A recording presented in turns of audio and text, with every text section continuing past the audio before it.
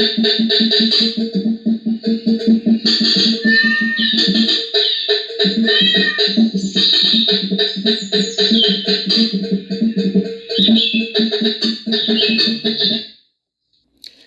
part 3, the question will be, who can curse? First, God can curse anyone he wills or he wishes. And you can see that an example is the case of Satan or the serpent. You can see also the case of Eve and Adam. Genesis chapter 3, verse 14 and verse 17. And that curse had gone from Eve and Adam until today. We still live until the coming of Jesus. Now, it went for more than 14 generations. Then you also have Cain. You see, you see the example of Cain. Cain was cursed in Genesis chapter 4, verse 11. You see, God can also curse anybody who is disobedient to God. So you see that example too in Deuteronomy 11, verse 26, 30, verse 1, where he places that curse. He can also place a curse on non-tithe payers. That's in Malachi 2, verse 2.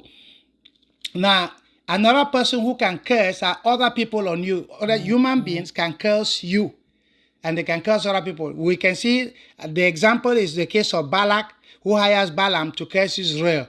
That's in Numbers 22, verse 6. And also we saw Paul and James tell Christians not to curse. That's in Romans 12, verse 14, and James 3, verse 9. Now, another person that can curse other people is yourself. You can curse yourself in Genesis 27, verse 12, and Acts of Apostles 23, verse 12 and 14.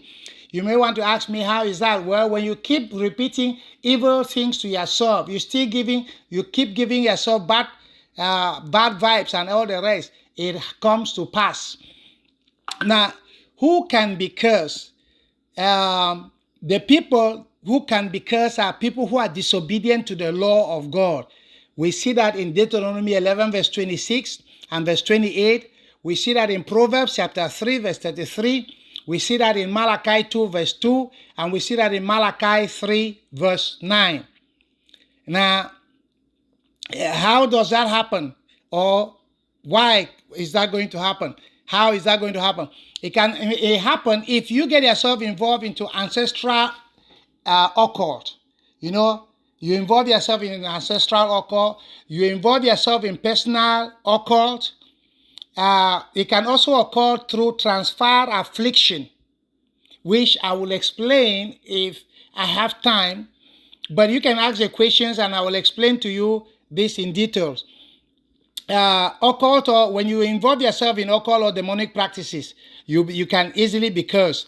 If you practice sorcery, you open a chink for a curse to happen. When you visit a witchcraft shop, you open the doors for a curse.